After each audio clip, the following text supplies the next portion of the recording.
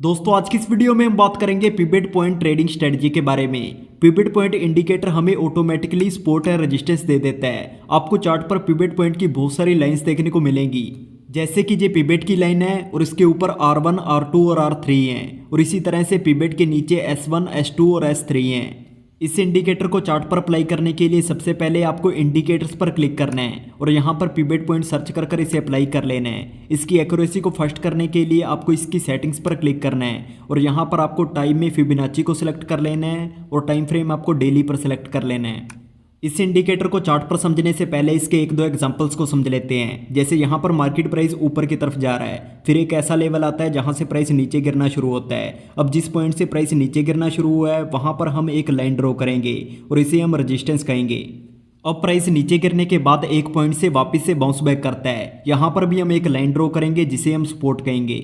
लेकिन अगर प्राइस हमारे रेजिस्टेंस को ब्रेक करता है तो वो R2 तक जाएगा और R1 से R2 के बीच जो आपको जोन देखने को मिल रहा है यही हमारा टारगेट होगा। और अगर प्राइस हमारे सपोर्ट को ब्रेक करता है तो प्राइस S2 तक जाएगा और S1 से S2 के बीच का जोन हमारा टारगेट होगा। अब हमने यहाँ पर बैंक निफ्टी के चार्ट को ओपन किया हुआ है। अगर आप डे ट्रेडर हैं तो आपको इस स्ट्रेटजी को 5 मिनट के चार्ट पर ही यूज़ करना है। इस स्ट्रेटजी में हम 10:30 बजे के बाद ही ट्रेड लेंगे और हम दिन में सिर्फ एक ही ट्रेड लेंगे। तो चार्ट पर ये 10:30 बजे की कैंडल है। अब अगर इसके बाद हमारा रेजिस्टेंस ब्रेक होता है तो हम बाय करेंगे और अगर हमारा सपोर्ट ब्रेक होता है तो हम सेल करेंगे।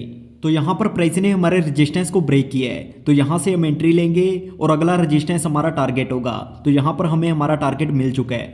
अब अगर हम पिछले कुछ दिनों की बैक टेस्टिंग करें तो ये हमारी 10:30 बजे की कैंडल है। इसके बाद हमारा सपोर्ट ब्रेक हुआ है तो यहाँ पर हम सेल करेंगे और S2 हमारा टारगेट होगा। और अगर आप थोड़ा सा एक्सपीरियंस ट्रेडर हैं तो आप S3 भी ले सकते हैं और हमारा स्टॉप लॉस जिस कैंडल ने ब्रेकआउट दिया है उस कैंडल के हाई से 1-2 पॉइंट ऊपर होगा।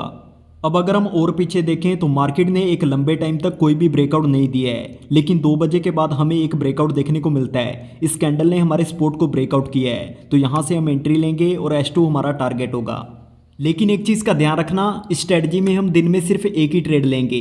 तो यहाँ पर अगर हम पिछले दिन की मार्केट को देखें तो प्राइस ने हमारे रेजिस्टेंस को ब्रेक किया है तो यहाँ पर प्राइस R2 तक जाएगा और जिस कैंडल ने ब्रेकआउट दिया है उस कैंडल से 1-2 पॉइंट नीचे हमारा स्टॉप लॉस होगा। अब अगर हम यहाँ पर देखें तो मार्केट प्राइस हमारे स्टॉप लॉस को हिट करने ही वाला था। अगर हम इस कैंडल का लो स्टॉप लॉस लगाते तो हमारा स्टॉप लॉस हिट हो जाता, इसलिए आपको हमेशा 1-2 पॉइंट नीचे ही अपना स्टॉप लॉस लेना है।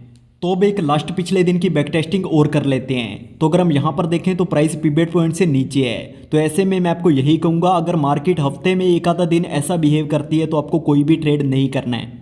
लेकिन अगर आप इस दिन भी ट्रेड करते तो ये हमारा एंट्री पॉइंट होता और हमें हमारा टारगेट आसानी से मिल जाता। अभी तक इस स्ट्रेटजी में हमारा सिर्फ एक ही स्टॉप लॉस हिट हुआ है और वैसे भी मार्केट में कोई भी स्ट्रेटजी 100% वर्क नहीं करती है।